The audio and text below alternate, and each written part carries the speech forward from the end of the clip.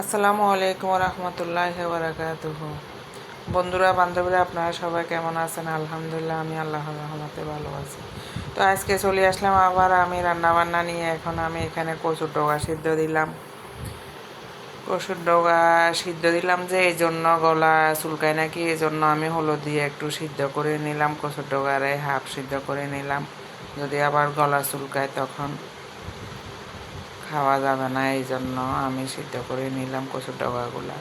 তো এখন আমার কচুর ডগাগুলা সিদ্ধ হয়ে গেছে।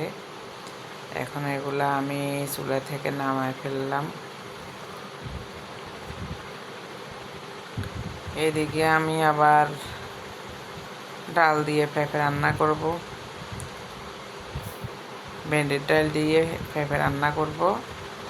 এই যে আমি এখন ডালের মধ্যে পেঁপে দিয়ে দিলাম, পেঁপে ডাল একসাথে হয়ে যাবে।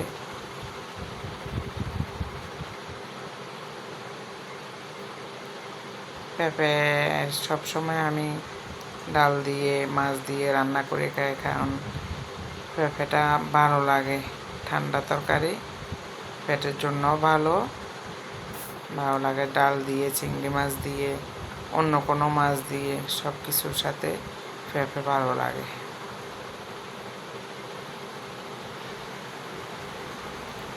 তো এদিকে আমার ভাত তো হয়ে যাচ্ছে। আমি আবার কাঁঠালের গোড়াগুলারে বাছতেছি। কাঁঠালের বিচি আসলে ভর্তা করেও খাওয়া যায়। আমি মাঝে মধ্যে এভাবে ভাজা করি, আমি এমনিতেও খাই। আমার কাছে ভালো লাগে কাঁঠালের বিচি।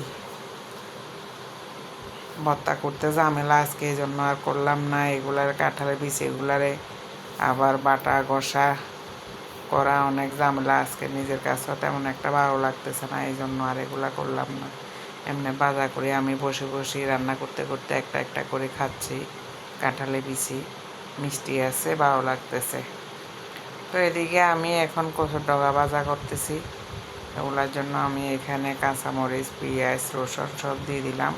হলুদটা কিন্তু এখন আমি দিই নাই, কারণ আমি সিদ্ধ করার সময় তখন হলুদ দিয়ে দিছি। এখন শুধু মশলাটা দিয়ে দিছি আর লবণ দিছি, কাঁচামরিচ, রসুন, পেঁয়াজ দিছি। এখন আমার ডগা ভাজাটা হয়ে যাবে। এদিকে আমার কাঁঠালের বিচিটা হয়ে গেছে। দেখেন এইভাবে আমি খোসা ছাড়া ছাড়া একটা একটা করে খাই। এদিকে আমার কচুর ডগা ভাজাটাও হয়ে গেছে। বাইরে কিন্তু প্রচুর বৃষ্টি হচ্ছে, এই যে দেখেন অনেক বৃষ্টি হচ্ছে। তো আল্লাহ হাফেজ, ভালো থাকেন, সুস্থ থাকেন। আমার ভিডিওটা ভালো লাগলে লাইক, কমেন্ট, শেয়ার, সাবস্ক্রাইব করে দিবেন ইনশাল্লাহ। আসসালামু আলাইকুম রহমতুল্লাহি ওয়া বারাকাতুহু।